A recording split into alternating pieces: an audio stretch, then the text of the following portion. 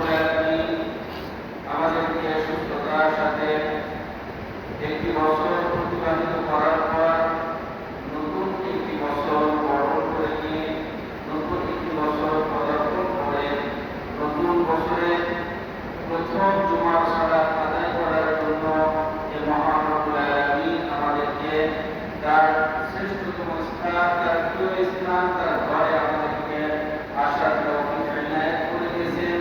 সেই রবের দরবারে কৃতজ্ঞতা ও শুকরিয়া জ্ঞাপন করব। আলহামদুলিল্লাহ। দুরূদ ও সালাম বিশ্ববিদ্যালয় বিশ্ববিদ্যালয় ও জাহানের সরদার মুহাম্মদুর রাসূলুল্লাহ সাল্লাল্লাহু আলাইহি ওয়াসাল্লামের প্রতি, যে রাসূল হাবিব সাল্লাল্লাহু আলাইহি ওয়াসাল্লাম মানব জীবনের জন্য ইহকাল এবং পরকাল উভয় জগতে মানুষের প্রয়োজনীয়, মানুষের উপকারের লাগে এমন সকল বিষয় তিনি বলে গেছেন এবং যে সকল জিনিস মানুষের জগৎ এবং পরজগৎ উভয় জগতের জন্য ক্ষতিকর, সে সমস্ত জিনিস থেকে মানুষদেরকে নিষেধ করে গেছেন। রাসূল হাবিব সাল্লাল্লাহু আলাইহি ওয়াসাল্লাম আল্লাহর কর্তৃক প্রদত্ত দ্বীনটাকে পুঙ্খানুপুঙ্খানুরূপে মানুষ সমাজের ভিতরে প্রচার করেছেন। সেই রাসূলের প্রতি গুরু পরমানে আমরা সাল্লাল্লাহু আলাইহি ওয়াসাল্লাম সময় কালে আগে একটি বছর আমরা অতিবাহিত করলাম। আগে নতুন একটি বছরে আমরা পদার্পণ করেছি। এই বছরের প্রথম মাস মুহররম মাস। আজ মুহররম মাসের 3 তারিখ। এই মুহররম মাসের অনেক গুরুত্ব এবং ফজিলত রয়েছে। মুহররম মাসের অনেক করণীয় এবং বর্জনীয় বিষয়গুলো আছে, সেগুলো ইনশাআল্লাহ আমরা ধীরে ধীরে কিছু আলোচনা শুনব এবং এই আলোচনাটা শুধু শোনা পর্যন্ত সীমাবদ্ধ রাখবো না, বরঞ্চ তার বাস্তব জীবনে তার প্রতিফলন কাটানোর চেষ্টা করব এবং তার ব্যক্তি জীবন, পারিবারিক জীবন, সামাজিক জীবন, সকল জীবনে আমরা যেন সেগুলো পালন করতে পারি সেরকম অনুপ্রেরণা, সেরকম আগ্রহ, সেরকম প্রতিজ্ঞা, সেরকম আল্লাহর প্রতি দরদ এবং ভালোবাসা নিয়ে আমরা যদি আলোচনা শুনতে পারি, তাহলে আমাদের এই আলোচনাটা শোনা আমাদের কাজে আসবে, আমাদের উপকারে আসবে। সম্মানিত হাজির, আল্লাহ রাব্বুল আলামিন পবিত্র কোরআনের সূরা তাওবার ভিতরে তিনি বলেন 36 নং আয়াতের ভিতরে আল্লাহ বলেন, ইন্না ইদ্দাতাশ শুহুরি ইনদাল্লাহি 12 শাহরান। নিশ্চয় আল্লাহ রাব্বুল আলামিনের কাছে গণনার দিক থেকে একটা বছরের 12টা মাস আছে। এই যে 12টা মাস পৃথিবী যিনি সৃষ্টি করেছেন, সৃষ্টির শুরু লগ্ন থেকেই আল্লাহ রাব্বুল আলামিন 12টা মাসে একটি বছর তার নির্ধারণ করে দিয়েছেন, তার নির্বাচন করে দিয়েছেন এবং তার ঘোষণাও তিনি বলে দিয়েছেন। এখন আল্লাহ রাব্বুল আলামিন বলেন যে যেদিন আসমান এবং জমিন সৃষ্টি করেছি সেদিন থেকেই আমি পৃথিবীর ভিতরে তাদের জীবন, তাদের কর্মকাণ্ড পরিচালনা করার জন্য, গণনা করার জন্য, স্মরণে রাখার জন্য, জীবনকে সেটাকে সংরক্ষণ করার জন্য আমি 12টা মাসে একটি বছর হিসেবে তাদেরকে উপহার দিয়েছি। এখন মিনহা আরবাআতুন, এই 12টা মাসের ভিতরে যে 12টা মাস আছে, সকল মাসের মর্যাদা, সকল মাসের বৈশিষ্ট্য কিন্তু সমান নয়। আল্লাহ রাব্বুল আলামিন তিনি বলেছেন ওয়া মিনহা আরবাআতুন, তার ভিতরে 4টা মাস আছে তরুণ, যেটা হলো মহাসম্মানিত। যে 4টা মাসের প্রথম মাসের নাম হলো মুহররম মাস।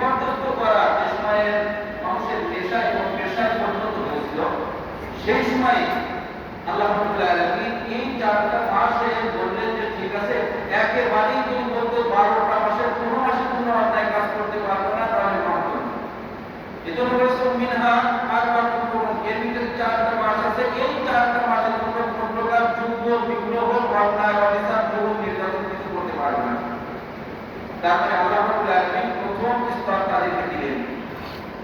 আপনি কোন একজন বেনামাজিকে যদি আপনি তাহাজ্জুদের নামাজের দাওয়াত দেন, কিন্তু নামাজে পড়তে আসবেন, কিন্তু আপনি কোন এক ওয়াক্ত নামাজে আপনি তাকে ধরে নিয়ে আসেন, সেই এক ওয়াক্ত নামাজ পড়লো, এরপরে এই এক ওয়াক্ত পড়তে পড়তে এক সময় দেখতে যে সে পাঁচ ওয়াক্ত নামাজে যখন অভ্যস্ত হয়ে যাবে, তখন তাহাজ্জুদের নামাজ আপনার পড়া ছাড়াই সে পড়তে শুরু করবে। কিন্তু প্রথম থেকে যদি আপনি পুরোটা তার উপরে চাপিয়ে দেন, সে কিন্তু একটাও নিতে পারবে না। আল্লাহ রাব্বুল আলামিন সেদিকেই এই আয়াতের ভিতরে ইঙ্গিত করেছেন যে আল্লাহ 12টা মাস দিয়েছেন। এই 12টা মাসের ভিতরে প্রাথমিকভাবে তাদের 4টা মাসের ভিতরে সমস্ত কর্মকাণ্ড, অন্যায় কর্মকাণ্ড যা ছিল সবগুলো নিষিদ্ধ ঘোষণা করলেন। এই জন্য মহাত্মা মাসকে মহাত্মা মাস বলা হয়। দ্বিতীয়ত এটা সম্মানিত মাস কেন? কারণ আল্লাহ রাব্বুল আলামিন রাসূল সাল্লাল্লাহু আলাইহি ওয়াসাল্লাম বলে দিয়েছেন যে শাহরুল্লাহি মুহাররম, 12টা মাসের ভিতরে একটা মাস হলো আল্লাহর মাস, আর সেটার নাম হলো মুহাররম মাস। এবার বলতে পারে তাহলে 12 বাকি 11টি মাস কি দিয়েছেন না? সবগুলো তো আল্লাহরই, সবগুলো কি আল্লাহরই। একটা পিতা এবং মাতা পুরুষের সন্তান অনেকগুলো হয়, কিন্তু সবগুলো বাবার মতো কিন্তু হয় না। যেটা বাবার মতো হয় কথা কাজ কর্ম সব কিছুতে, তখন বলে যে এটা অরিজিনাল না, আর বাকিগুলো অরিজিনাল না। তার মানে তার ভিতরে কিন্তু বাবার গুণাগুণ আছে, দাদার গুণাগুণ আছে। এগুলো দাদার থেকে তাকে নিষ্পাত করা হয় অথবা বাবার থেকে নিষ্পাত করা হয়, বাকি সন্তানগুলো তার। কিন্তু যেহেতু বাবার এবং দাদার গুণ তার ভিতরে থাকার কারণে ওই সন্তানকে বাপ এবং দাদার দিকে কি সম্পৃক্ত করা হয়। ঠিক ততটুকু 12টা মাসের ভিতরে 12টা মাসই তো আল্লাহ, কিন্তু স্পেশালি একটা মাস আল্লাহ নিজের জন্য নির্বাচন করেছেন, তার নাম কি? মুহররম মাস, সম্মানিত মাস। এজন্য এই মাসের ভিতরে আমাদের সকল প্রকার অন্যায় কাজকর্ম থেকে ফিরে থাকা দরকার আছে না? কিন্তু দুঃখের বিষয় হলো, সত্য হলো, এই মাসে কোনো মুসলমান ইবাদতের ভিতরে না ঢুকে যেন সে গুনাহের ভিতরে লিপ্ত হতে পারে, সেজন্য পাশ্চাত্য সভ্যতা, পাশ্চাত্য সংস্কৃতি, বিধর্মীরা সে কর্মকাণ্ড অলরেডি মুসলমানদের ভিতরে চালিয়ে দিয়েছে। তার নাম কি? বিশ্বকাপ নামক দেশে কাপ। আজকে দেখেন মুসলিম দেশে অসংখ্য মুসলমান সন্তানরা এই বিশ্বকাপ নামক যে একটা কাপ নিয়ে তারা কাছে সারা রাত এই দেশায় বন্ধ আছে, সব জায়গায় পতাকা টানায় আসছে, পতাকা টানাতে টানাতে মারা যাচ্ছে। অথচ যে দেশের পতাকা টানাইতে দেশে মারা গেল, সেই দেশের লোকের ভিতরে এইরকম মূর্তিপূর্ণ আগ্রহ আর ভালোবাসা কিন্তু নেই। আপনি কোথাও দেখবেন না যে ওই যে দেশের পতাকা সে টানাচ্ছে, ওই দেশের কোনো একজন জনগণ পতাকা টানাতে যে মারা গেছে, এরকম আপনি পাবেন না। অথবা হেরে যাওয়ার কারণে তাদের দলের, তাদের দেশের কোনো নাগরিক আত্মহত্যা করেছে, এটা পাবেন না। অথবা এক দেশ হেরে গেছে, অন্য দেশের সাপোর্টারদের কান কেটে দিয়েছে, এটা কিন্তু পাবেন না। কিন্তু বাংলাদেশে পাবেন। কিন্তু বাংলাদেশে কি এই যে মুহররম মাস নামক একটা গুরুত্বপূর্ণ মাসে, যেই মাসটা ইবাদতের মাস, যেই রাতগুলো হলো ইবাদতের জন্য আল্লাহ বরাদ্দ রেখেছে, যেই দিনগুলো হলো রাত এবং দিন অন্যায় কাজ থেকে মুসলিমরা বিরত থাকবে, নিজেকে সেফ রাখবে, বিরত রাখবে, সেই রাতে কোনো ইবাদত না করতে পারে, সেই রাত এবং দিনগুলোর ভিতরে যেন অসংখ্য অন্যায় কাজের ভিতরে মুসলিমরা নিজেদেরকে নেলিয়ে দেয়, নিজেদের ঈমান নষ্ট করে ফেলে, সেই ধরনের কর্মকাণ্ড বিধর্মীরা কিন্তু আমাদের ভিতরে সারা বাংলাদেশে দিয়ে দিয়েছে। আর আমরাও বুঝে না বুঝে সেদিকেই কিন্তু করেছি। সম্মানিত হাজিরিন, ভালো করে বোঝার চেষ্টা করবেন, যেই মাসটা আমাদের সামনে এসেছে এটা একটা মুবারকপূর্ণ মাস, এটা একটা গুরুত্বপূর্ণ মাস, এটা মুহররম মাস। এই মাসটা আল্লাহ রাব্বুল আলামিন আপনাকে আমাকে দিয়ে দিয়েছেন ইবাদত করার জন্য।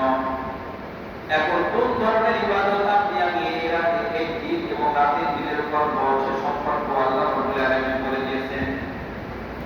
আল্লাহ রাব্বুল আলামিন যেহেতু এই মাসটা আল্লাহর মাস, সুতরাং আল্লাহর কাছে সব থেকে প্রিয় যে ইবাদত, সেই ইবাদতটা আমাদের করার প্রয়োজন আছে না নেই? আমাদের বাড়িতে যদি কোনো মেহমান আসে, চাই সেটা ছেলে হোক, মেয়ে হোক, অথবা বাবা হোক, দাদা হোক, শ্বশুর হোক, শাশুড়ি হোক, যে আত্মীয় আসুক না কেন, যে আত্মীয় আপনার আমার বাড়ি আসতেছে,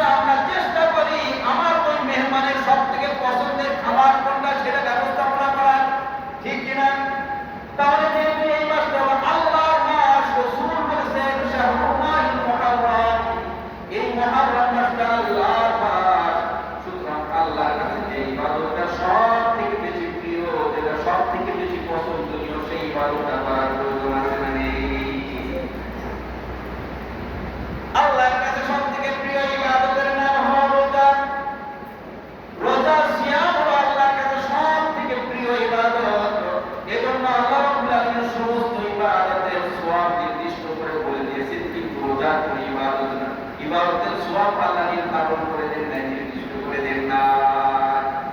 কারণ কোন মানুষ যখন রোজা রাখে তখন আল্লাহর সাথে বান্দার একটা সাদৃশ্য হয়ে যায়, মিল হয়ে যায়। আল্লাহ খাওয়া দাওয়া করেন না, বান্দাও খাওয়া দাওয়া করে না। আল্লাহ স্ত্রী ব্যবহার করেন না, বান্দাও স্ত্রী ব্যবহার করে না।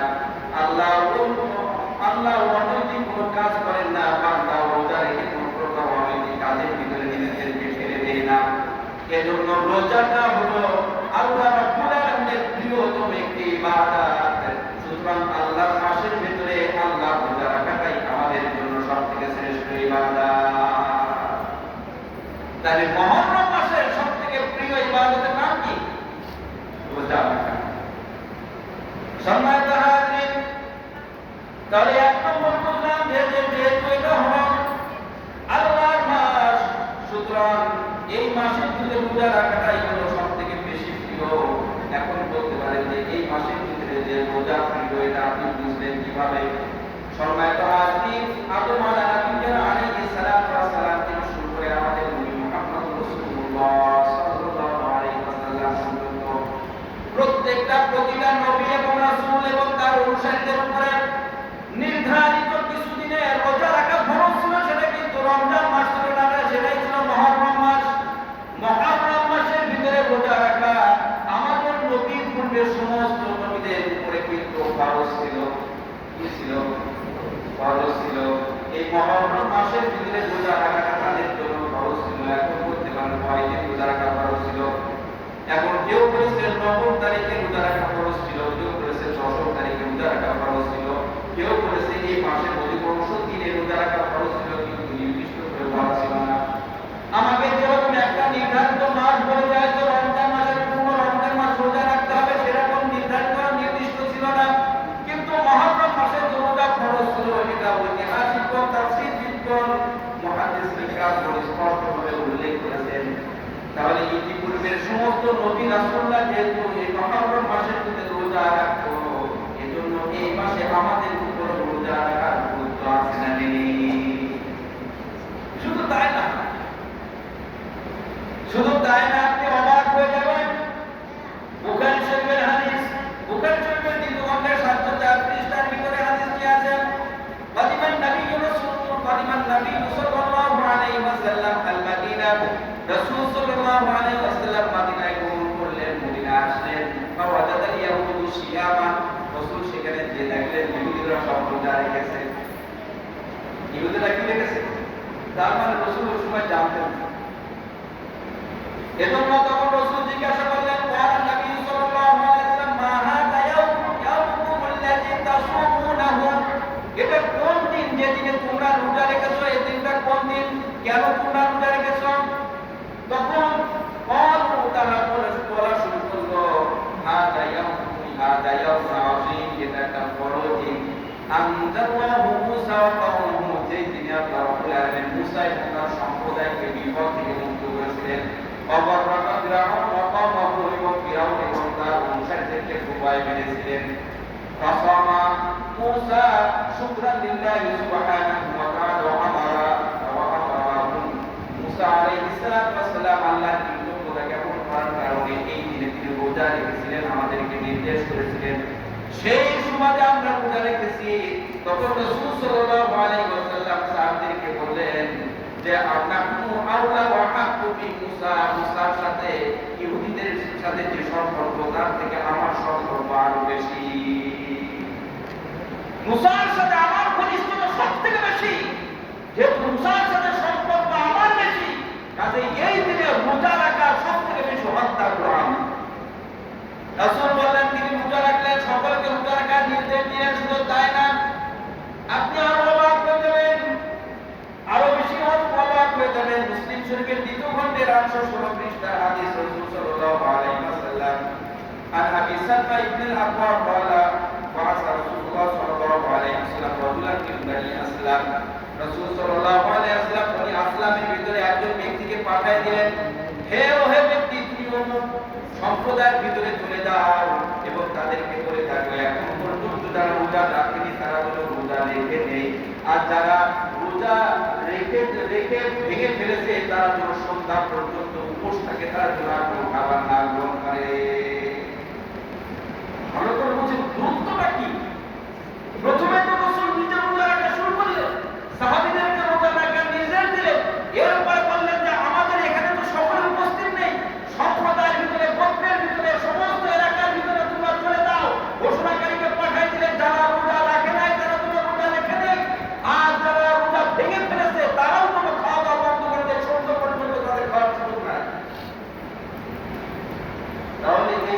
রোজা রাখার গুরুত্ব আছে না নেই? সম্মানিত হাজির, ভালো করে বুঝবেন, গুরুত্বের সাথে বোঝার চেষ্টা করবেন। তাহলে এই দিনের রোজা রাখবো এক নম্বর কারণ কি? এটা হলো আল্লাহর মাস, আর আল্লাহর কাছে সবথেকে পছন্দ ইবাদত হলো রোজা, এই জন্য আমরা রোজা রাখবো। দ্বিতীয় নম্বর হলো ইতিপূর্বের সমস্ত নবী এবং রাসূলের অনুসারীদের উপরে মুহররম মাসে রোজা ফরজ ছিল, এই জন্য আমরা রোজা রাখবো। তিন নম্বর কারণ কি?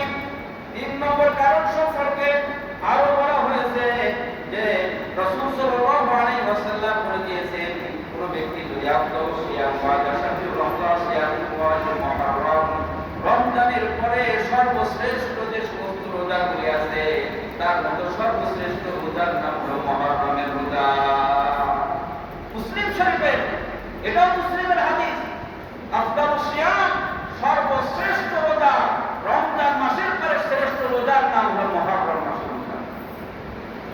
এখন আমরা রাসূল সাল্লাল্লাহু আলাইহি ওয়াসাল্লামের কাছে জানতে চাইলাম, সাহাবায়ে কেরাম বলেন রাসূলের কাছে আমরা জানতে চাইলাম, ও আল্লাহর রাসূল, এই রাতে দিনে যদি আমরা রোজা রাখি তাহলে আমাদের উপকারটা কি হবে? যদি একটু বলতেন তাহলে আপনাদের সাথে বিধানটা পালন করা সহজ হয়ে যেত।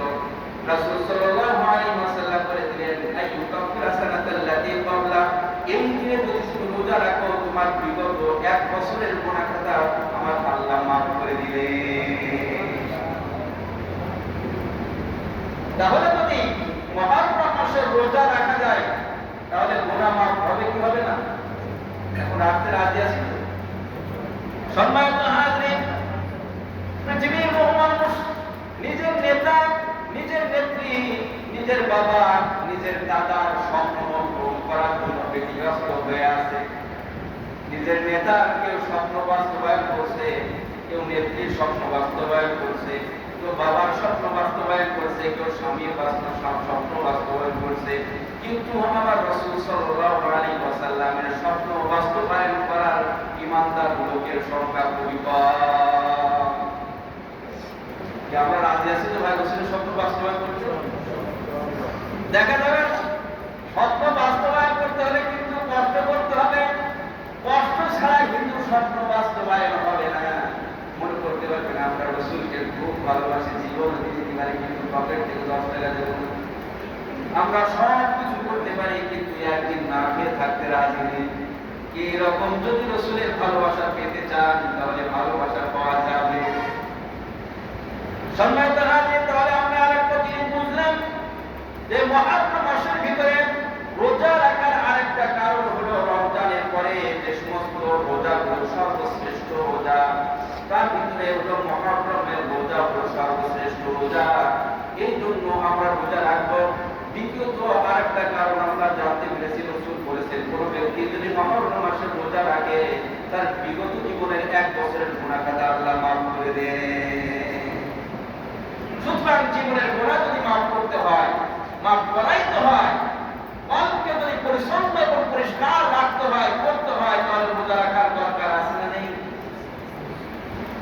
সম্মানিত হাজির, এরপরে একটা শুনি, হযরত হাফসা রাদিয়াল্লাহু তাআলা আনহা, হযরত হাফসা রাদিয়াল্লাহু তাআলা আনহা থেকে বর্ণিত রাসূল সাল্লাল্লাহু আলাইহি ওয়াসাল্লামের কাছে সবথেকে প্রিয় রোজা ছিল, যে রোজাগুলি রাসূল কখনোই ছাড়েন নাই, সেই রোজাগুলো হলো এক নম্বর হলো জিলহজ মাসের 9টা রোজা, যেটা আমাদের কয়েকদিন আগে আলোচনা চলে গেছে। এরপরে হলো মুহররম মাসের রোজা, তারপর হলো শাওয়াল মাসের 6 রোজা, এরপরে হলো প্রতি মাসের 3টা রোজা, 13, 14, 15। এই কয়টা রোজা রাসূল সাল্লাল্লাহু আলাইহি ওয়াসাল্লাম কখনো ছাড়তেন না। রাসূল যেহেতু ছাড়তেন না, রাসূল যেহেতু আদায় করতেন, তাহলে আমাদেরও আদায় করার দরকার আছে না? সম্মানিত হাজির, আরেকটা আছে যে এই সময়গুলো রোজা রাখলে আমাদের উপকারটা কি হবে, খুব ভালো করে শুনে নেই। রাসূল সাল্লাল্লাহু আলাইহি ওয়াসাল্লাম বলেন, ইতিপূর্বের যত নবী এবং রাসূলুল্লাহ বিপদে পড়েছিলেন, আল্লাহ তাদেরকে বিপদ থেকে মুক্ত করেছেন, উদ্ধার করেছেন, এবং বিপদ থেকে উদ্ধার করার কারণে সেই সমস্ত নবী এবং রাসূল এই মাসের ভিতরে রোজা রেখেছেন। কেউ কেউ বেশি বেশি ইবাদত বন্দেগী করেছেন। সুতরাং আমরা যদি চাই যে আমাদের জীবনের অনেক পাপ হয়ে গেছে, আমাদের জীবনের পাপগুলোকে মাফ করা দরকার, আমাদের তওবাগুলো রবের কাছে গৃহীত হওয়া দরকার, আমাদের ইস্তেগফারটাও রবের কাছে গৃহীত হওয়া দরকার। আমরা যদি এমনটা কামনা করি তাহলে এই মাসের ভিতরে আমাদের রোজা রাখার দরকার আছে না নেই? কারণ কি ইতিপূর্বের সমস্ত নবী এবং রাসূল রোজা রেখেছিলেন এই কারণে যাতে আল্লাহর কৃতজ্ঞতা জ্ঞাপন হয়। আল্লাহ যে একটা বিপদ থেকে তাদেরকে উদ্ধার করেছেন, বিপদ কঠিন বিপদ থেকে তাদেরকে মুক্ত করেছেন, এই বিপদ থেকে যে তারা মুক্তি পেয়েছে মুক্ত হয়েছে, এর জন্য তারা শুকরিয়া স্বরূপ রোজা রেখেছিল। সুতরাং আমরাও যদি তাদের সাথে মিল রেখে যদি রোজা রাখতে পারি তাহলে আমাদের জীবনের সমস্ত জীবনের ভুলগুলো পাপগুলো মাফ করে দিবেন কে? রাসূল সেটাই বলেছেন, তাওবাল্লাহু কওমা মূসা, আল্লাহ রাব্বুল আলামিন মূসার কওমের তওবা কবুল করেছিলেন, নূহের কওমের তওবা কবুল করেছিলেন। এই মাসের ভিতরে এই দিনগুলোতে তাদের তওবা কবুল করেছেন এবং তওবা কবুল করার পরে আল্লাহ রাব্বুল আলামিন তাদের জীবনের গুনাহগুলো মাফ করেছেন। মাফ করার পরে তারা কৃতজ্ঞতা স্বরূপ রোজা রেখেছিল। রাসূল বলেন, ফায়াতুবু আলাইহি, সুতরাং কিয়ামত পর্যন্ত যে সমস্ত মানুষগুলো ওই নবী রাসূল এবং তাদের অনুসারীদের সাথে মিল রেখে তারাও যদি এই দিনগুলোতে রোজা রাখে এবং ইস্তেগফার করে, আল্লাহ রাব্বুল আলামিন ওই নবী এবং রাসূলরা তারা তওবা করে কৃতজ্ঞতা জ্ঞাপন করে যে মর্যাদা লাভ করেছিলেন, আল্লাহ এই যুগের সমস্ত উম্মত এবং বান্দাদেরকে ওই মর্যাদার আসনে সমাসীন করে দিবে। আমরা কিন্তু সব বড় চেয়ারটা চাই, কিন্তু বড় চেয়ারের ইবাদত কিন্তু করতে চাই না। এজন্য যদি বড় চেয়ার পেতে চাই তাহলে বড় চেয়ারের ইবাদত করতে হবে, রোজা রাখতে হবে। রোজাটা সব থেকে রাসূল সাল্লাল্লাহু আলাইহি ওয়াসাল্লাম যে রোজাটার বেশি গুরুত্ব দিয়েছেন সেটা হলো রাসূল সাল্লাল্লাহু আলাইহি ওয়াসাল্লাম যেদিন যে দেখলেন যে সকলের রোজা রাখতে হলো 10ম দিন অর্থাৎ মুহররম মাসের 10 তারিখ আশুরার দিন। আশুরা আসতেছে না? আশুরার দিন তো হরেক তালের কাহিনী হয়, যেহেতু আশুরার দিন শুক্রবারে আলোচনা হবে যে হরেক তালের কাহিনী। আজকে যে বিষয় যাচ্ছে না, আজকে আমাদের যে জিনিসটা শুক্রবারের আগেই প্রয়োজন সেই বিষয়টা আপনাদের সামনে আলোচনা করার চেষ্টা করছি। রাসূল সাল্লাল্লাহু আলাইহি ওয়াসাল্লাম বলেছেন যে আশুরার দিন মুহররম মাসের 10 তারিখে যদি সকলে রোজা রাখে, সুতরাং ফাকালিকুল ইয়াহুদ ওয়ান নাসারা, তোমরা ইহুদি এবং নাসারাদের সাথে তোমরা মুখালাফাত করো, তাদের বিপরীত অবস্থান করো। ফাসুমু ক্বাবলাহু আও বা'দাহু ইয়ামান, সুতরাং তার আগে এবং পরে একটা রোজা রেখে নাও। এই সেই আশুরার রোজা, যে আশুরার রোজার আগে এবং পরে একটা রোজা রাখতে বলেছে। অথচ দেখা যায় যে আমাদের সবে বরাত যে সময় আসবে ওই সময় আমরা জিজ্ঞেস করি যে আগে পরে রোজা রাখতে হবে না। জিলহজ মাসের যে সময় আসে ওই সময় কি যে এই সময় কিছু আগে পরে রোজা রাখতে হবে? এটা হলো মুহররম মাসের রোজা। ওই সবে বরাতের রোজা ইহুদি খ্রিস্টানরা রাখে না। রোজা যারা রাখে এই মুহররম মাসের 10 তারিখে এখনো পর্যন্ত ইহুদি খ্রিস্টানরা রোজা রাখে। কাজেই তাদের বিরোধিতা করার জন্য রাসূল সাল্লাল্লাহু আলাইহি ওয়াসাল্লাম আগে এবং পরে একদিন রোজা পালন করতে বলেছেন কি বলেন না? কিন্তু আমরা সেটা করি, আমরা ওই দিনে রোজা রাখি। আর গুনাহ পাবে কি হবে? গুরুত্বই নেই আমাদের কাছে। সম্মানিত হাজরিন, রাসূল সাল্লাল্লাহু আলাইহি ওয়াসাল্লামের স্বপ্ন কি ছিল?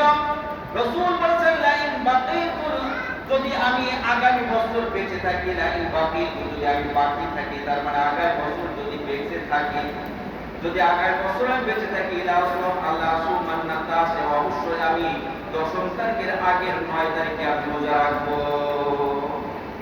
অথচ রাসূল সাল্লাল্লাহু আলাইহি ওয়াসাল্লাম সেই বছর আসার আগে দুনিয়া থেকে চলে গেছিলেন। তাহলে এটা রাসূলের স্বপ্ন ছিল কি ছিল না? রাসূলের স্বপ্ন ছিল 9ম তারিখে রোজা রাখা এবং 10ম তারিখে রোজাটাও রাখা। কাজেই আমরা রাসূলের সেই স্বপ্ন যদি বাস্তবায়ন করতে চাই, আগামী বৃহস্পতি এবং শুক্র দুইটা রোজা রাখার দরকার আছে না নেই? তাহলে দেখা যাবে যে আমরা আসলে প্রকৃতপক্ষে বৃহস্পতিবার শুক্রবার আসলেই বোঝা যাবে যে আমরা বিয়েকে রাসূলের স্বপ্ন বাস্তবায়ন করার জন্য প্রস্তুত আছি। রোজা রাখতে পারলে বোঝা যাবে যে আসলে আমরা রাসূলের স্বপ্ন বাস্তবায়ন করতে চাই। আমরা যদি রাসূলের স্বপ্ন বাস্তবায়ন করতে পারি, রাসূলও আমাদের স্বপ্ন বাস্তবায়ন করে দিবেন। আমাদের স্বপ্ন কি জান্নাত ছিল? রাসূলের সুপারিশ পাওয়া, সে স্বপ্ন কি বাস্তবায়িত হয়ে যাবে। সম্মানিত হাজির, এখানে আমি যে জিনিসটা আপনাদের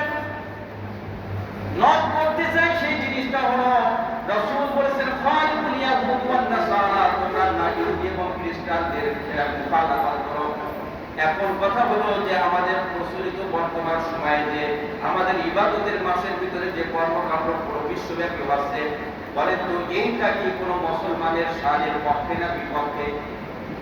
হ্যাঁ, এই মুসলমানের কাজ। এই যে বিশ্বকাপ যেটা হচ্ছে, এটা কি কোনো মুসলমানের কাজ? সম্মানিত হাজির, ভালো করে বুঝবেন, ইসলামের ভিতরে খেলাধুলা আছে, তবে সেই খেলাধুলোর জন্য কয়েকটি শর্ত আছে। এক নম্বর শর্ত হলো খেলাধুলো করতে পারবে, কিন্তু সেটা শরীর চর্চার ভিতরে থাকতে হবে, তার ভিতরে মানুষের উপকার থাকতে হবে, তার ভিতরে মদের সরাসরি থাকতে পারবে না, তার ভিতরে বেশ্যবৃত্তি হতে পারবে না, তার ভিতরে জুয়ার আড্ডা হতে পারবে না, তার ভিতরে পর্দাহীনতা হতে পারবে না, তার ভিতরে নোংরাপনা হতে পারবে না, তার ভিতরে জুয়া খেলা হতে পারবে না, তার ভিতরে যত প্রকার অনৈতিক কাজ আছে সেখানে সেগুলো হতে পারবে না, তার ভিতরে সব সতর্কগুলো অনাবৃত হতে পারবে। কথা বলেন না।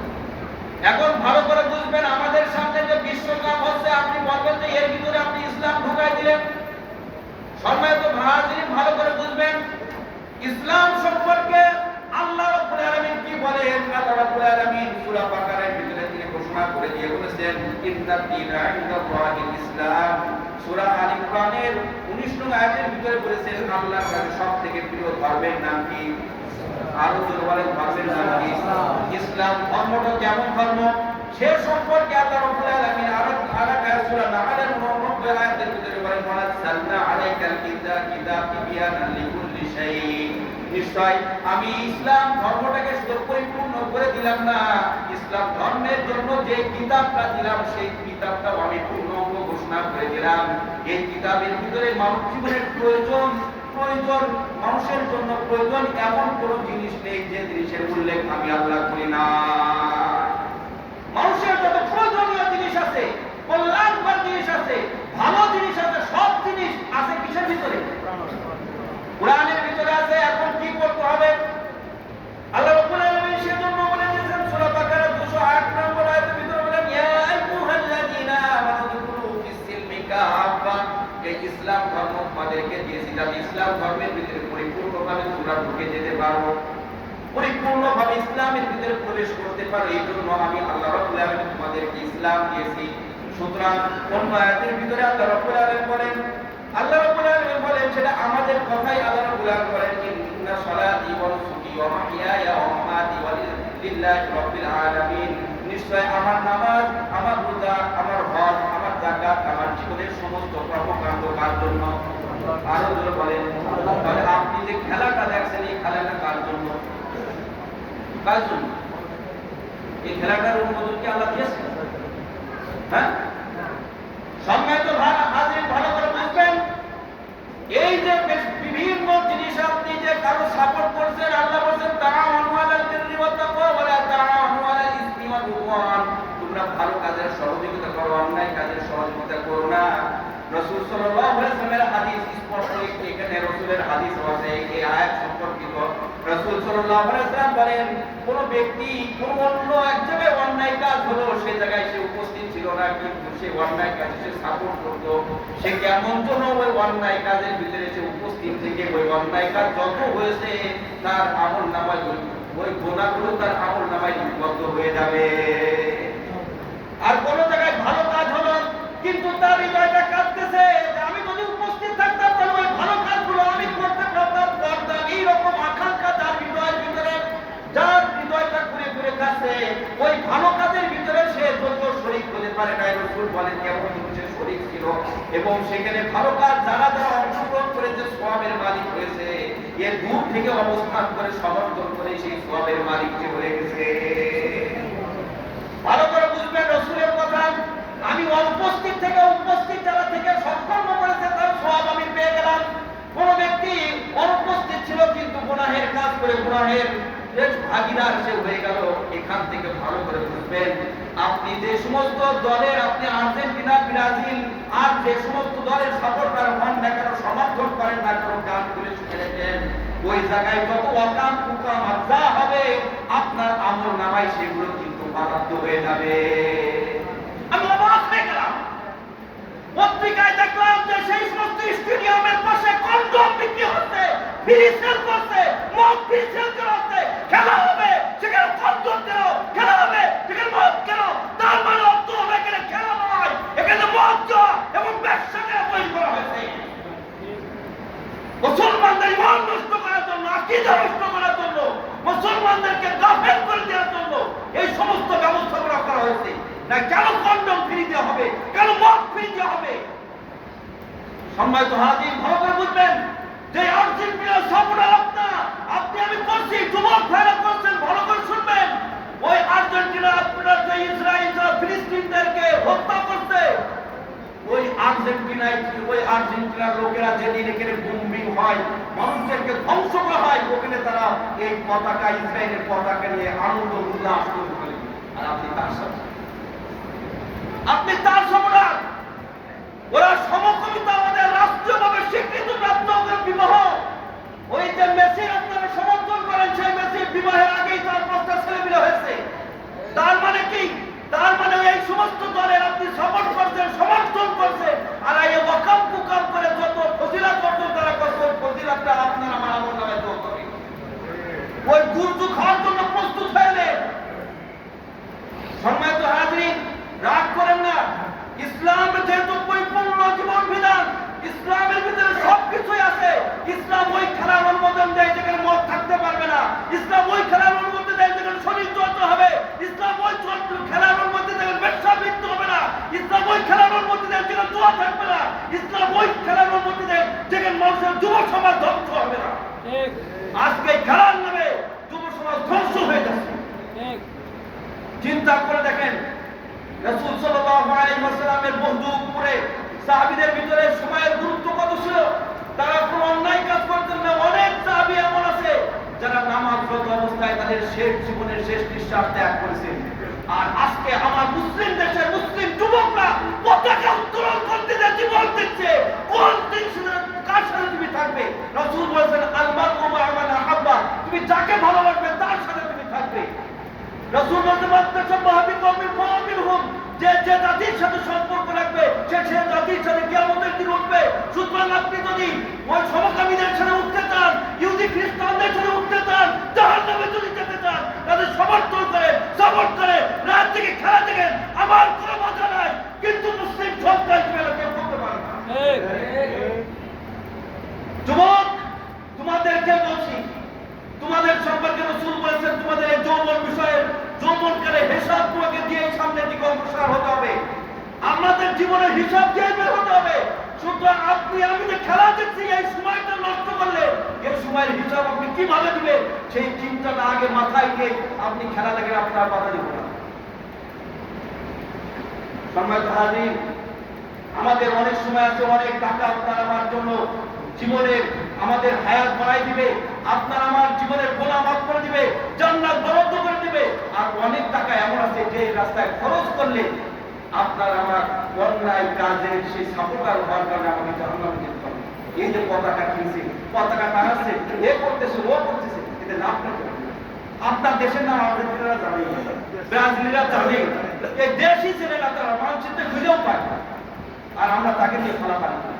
আল্লাহ রাব্বুল আলামিন আমাদের সকলকে বোঝার তৌফিক দান করুন। আমরা যদি এই মুহররম মাসে সম্মান এবং মর্যাদা অটুট রেখে আমরা যদি আমাদের জীবনটাকে ইবাদতের ভিতরে লিপ্ত করে রাখতে পারি, আমরা যদি অন্যায় কাজের ভিতরে অন্যায় সাপোর্টার তোমরা না হই, আল্লাহ আমাদের সকলকে হেফাজত করে। আমিন।